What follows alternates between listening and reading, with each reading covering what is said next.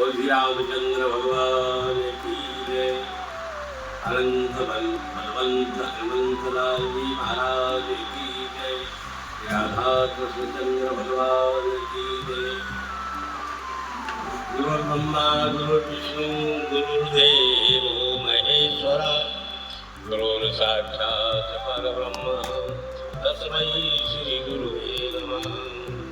अखंडमंडलाकारं व्याप्तमेन चराचरं तत्पदं दर्शितं येन तस्मै श्री गुरुवे नमः।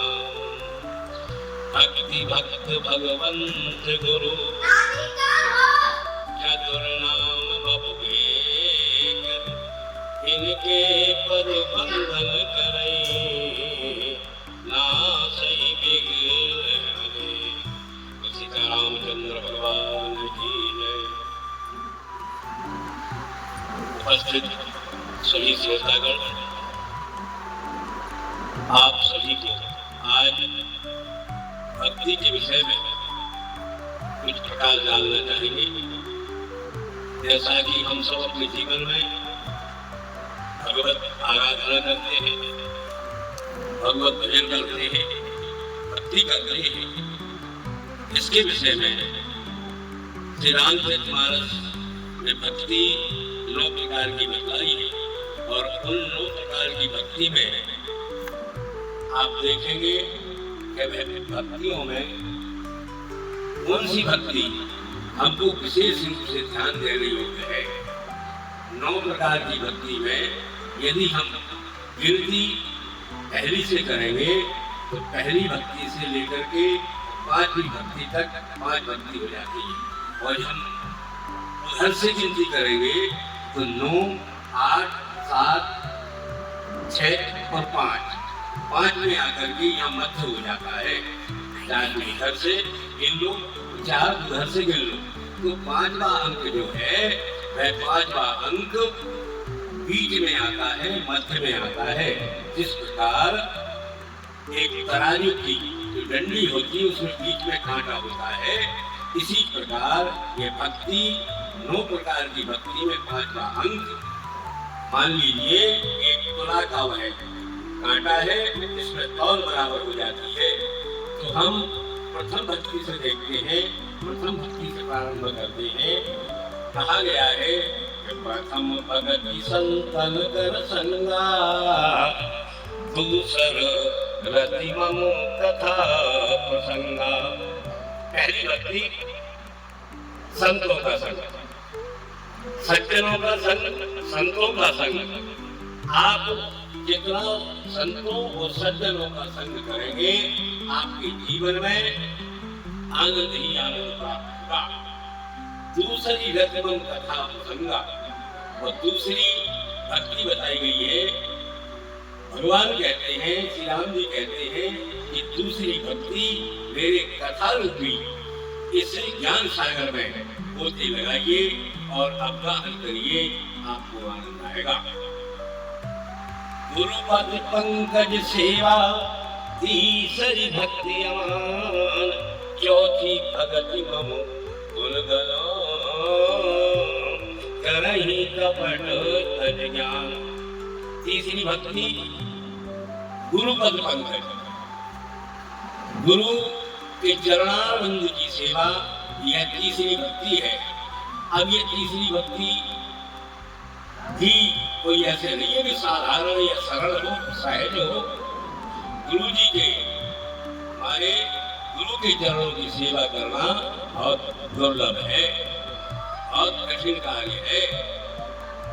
और इसी प्रकार पहली सेवा, पहली भक्ति जो है, प्रथम भगत संतन का संग। संतों का संग हम कहाँ करेंगे? संत कोई हमको रोज तो मिलने वाले नहीं। हम कहीं जब जाएंगे, तीर्थ जाएंगे, यात्राएं करेंगे, कहीं आश्रमों में जाएंगे, तब जाकर के संतों के हमको दर्शन होंगे। इसलिए पहली भक्ति भी कठिन है। दूसरी भक्ति क्या है? दूसरी भक्ति कथाओं का सार ग्रहण करना। तो कथाएं भी, भगवत कथाओं का श्रवण करने का भी हमको अवसर हमेशा सदैव प्राप्त नहीं हो पाता, यह भी दुर्लभ है। और तीसरी भक्ति गुरु जी के चरणारविंद की सेवा भी कठिन है। चौथी भगत मम गुरुगन करई कपट पर ध्यान। आज हम देखते हैं कि संसार में प्रत्येक जीव जो है, प्रत्येक जनमानस के बीच मध्य कुछ न कुछ कपट रूपी व्यवहार भरा होता है। तो हम कपट त्याग करके और भगवान के गुणानुवाद गाते हैं तो निश्चित ही ये हमारी भक्ति सुदृढ़ हो जाया करती है। और भगवान की भक्ति बताई कि मंत्र जाप ममो दृढ़ विश्वासा, मंत्र जाप ममो दृढ़ विश्वासा, पंचम भगति सुवेद प्रकाशा। पांचवी भक्ति बताई गई है कि ये जो आपका महामंत्र है, और महामंत्र कौन सा होता है? जो हमको दीक्षा में गुरु जी के द्वारा दिया जाता है वह महामंत्र है। उसका जाप दृढ़ विश्वास के साथ कि इसके अतिरिक्त और हमको किसी का विश्वास नहीं है।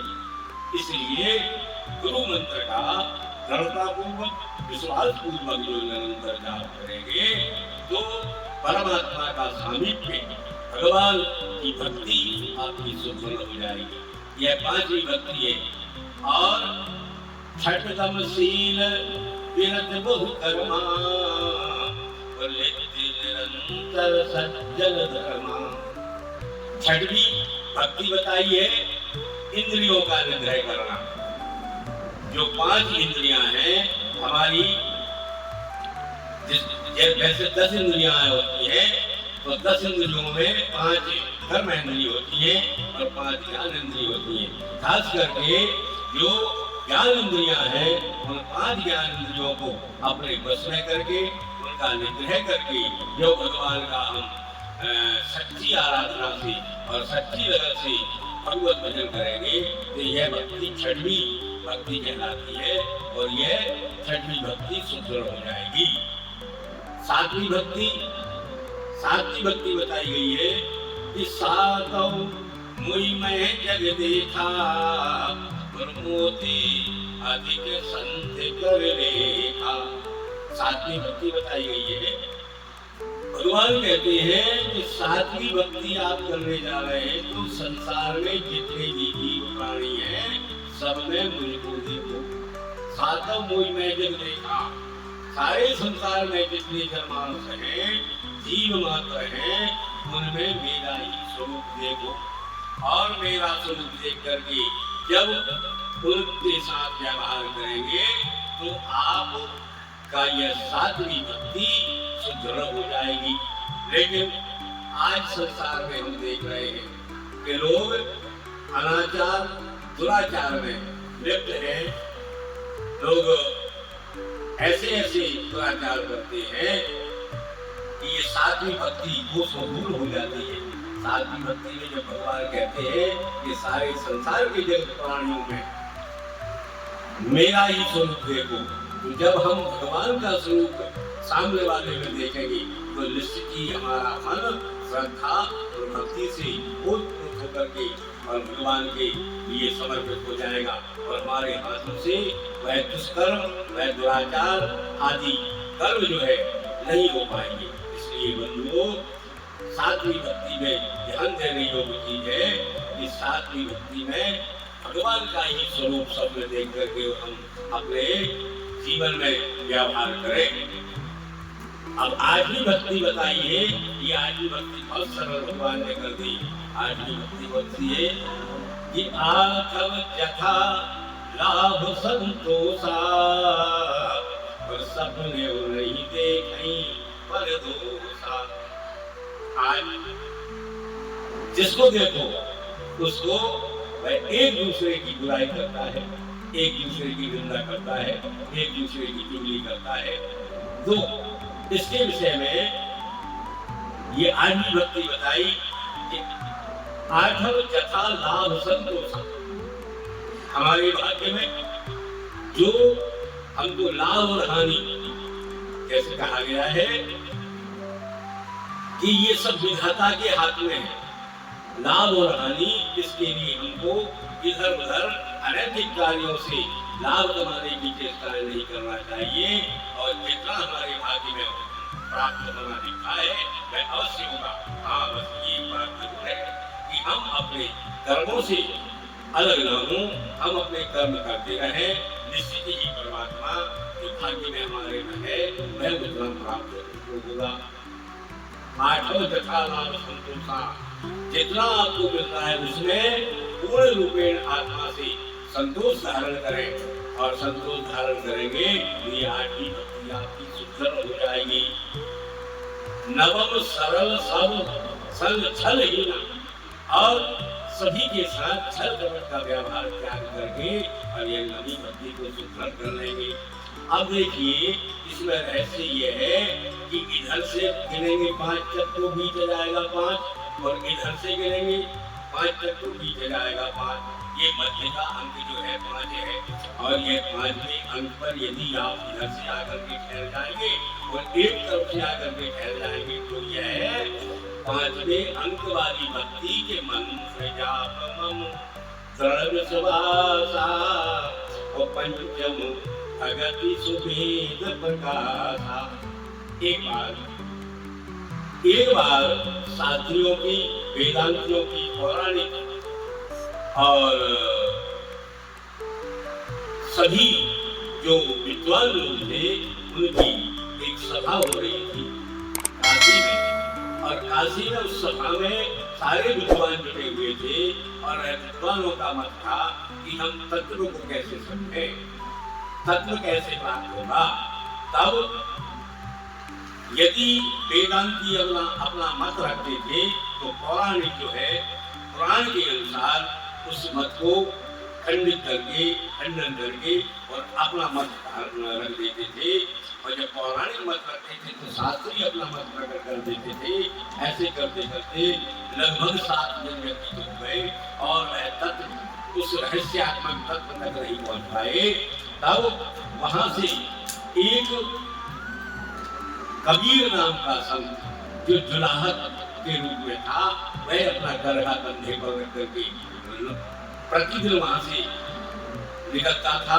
जब उन कबीर ने उनकी बहस को सुना तो एक दिन वहां खड़े होकर उसने कहा कि भैया विद्वानों, आप किस बात पे चर्चा कर रहे हैं? आपको 7 दिन हो गए और किसी सफलता पर नहीं पहुंच पाए, ऐसा मुझे लगा है।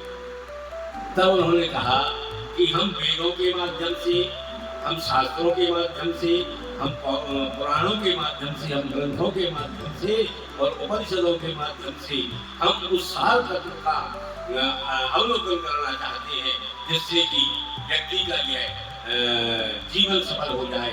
तब कबीरदास जी ने एक बहुत छोटे कम शब्दों में एक दोहा कहा कि सुनिए, लिखी लिखाई है नहीं, लिखी लिखाई है नहीं, सुनी सुनाई बात।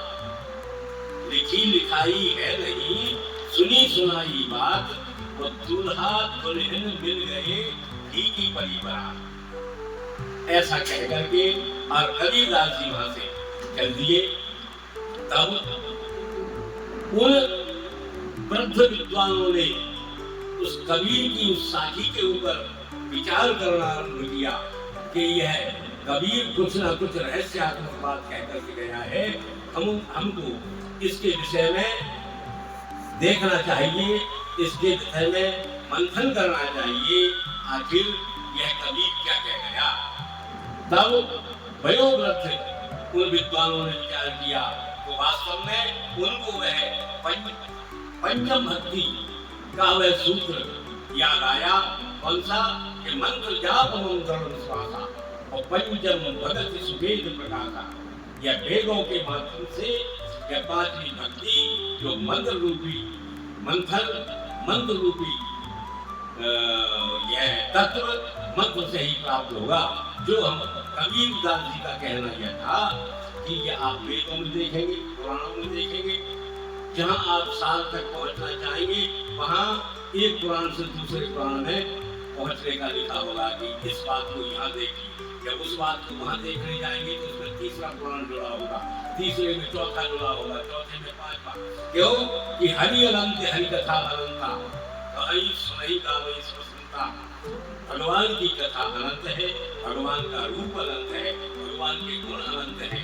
इसलिए आखिरी में वेदों ने भी, अंतिम में वेदों ने भी यह कह दिया कि नेति नेति का निगम है। वेदों ने भी वह सार तत्व बताने में अपनी असमर्थता व्यक्त कर दी। इसलिए यह पंचम भरत सुमेध प्रकाशा, गुरु मंत्र को जितनी श्रद्धा और जितनी दृढ़ता और जितने विश्वास के साथ आप उसका चिंतन मनन मंथन करेंगे, उसका जितना जाप और रगड़ करेंगे, तो निश्चित ही परमात्मा के सन्निकट आप पहुंच जाएंगे। सबरी ने क्या किया? सबरी माता ने भी जब मतंग ऋषि के आश्रम में सबरी अपनी सेवा कार्य कर रही थी और मतंग ऋषि का जब ये शरीर का जो अंतिम समय आया, तब मतंग ऋषि जी ने कहा कि सबरी, अब मेरा ये शरीर की आयु पूरी हो चुकी है और अब मैं इस धराधाम से जाने वाला हूँ। इसलिए मैं जिस मंत्र का प्रतिदिन नित्य नियम से जाप किया करता था, जिससे मेरी आकांक्षा थी कि मैं श्रीमन नारायण भगवान के दर्शन इन नेत्रों से करूं, परंतु मेरे शरीर की, मेरी इस देह की आयु पूर्ण हो गई, अब मुझे जाना पड़ेगा। तो वह मंत्र मैं के साथ इसको जपता रहा, परंतु मैं उन श्री राम प्रभु के दर्शन नहीं कर पाया। परंतु सबरी, मैं तुम्हें विश्वास पूर्वक कहता हूँ, इस मंत्र को धारण करके और इसका दृढ़ता और विश्वास के साथ इसका जाप करना और इसका मनन करना, परमात्मा प्रभु श्री राम तुम्हारे द्वार पर चल करके आएंगे और तुमको दर्शन देंगे। तो सबरी माता ने अपनी गुरु जी की आज्ञा को स्वीकार करके वह मंत्र गुरु जी से लेकर के निरंतर उस पर विश्वास करके अटल रही और जाप करती रही। एक दिन भगवान श्री राम अपने भैया लक्ष्मण के साथ और जब सबरी के आश्रम पहुंचे तो सबरी ने देखा मेरे प्रभु राम आ गए और श्याम गौर सुंदर दो भाई। सबरी बड़ी चरण लपटाई, दौड़ करके सबरी मैया और उनके चरणों में लिपट गई। तब राम जी ने उनको आशीर्वाद दिया। तो बंधुओं, यह राम नाम मंत्र जो है परमात्मा के सन्निकट और सामीप्य को प्रदान करने वाला है। इसलिए राम का आश्रय लेकर के अपने जीवन में इसको उतारे और जीवन को सफल बनाए। तो सीता रामचंद्र भगवान की जय।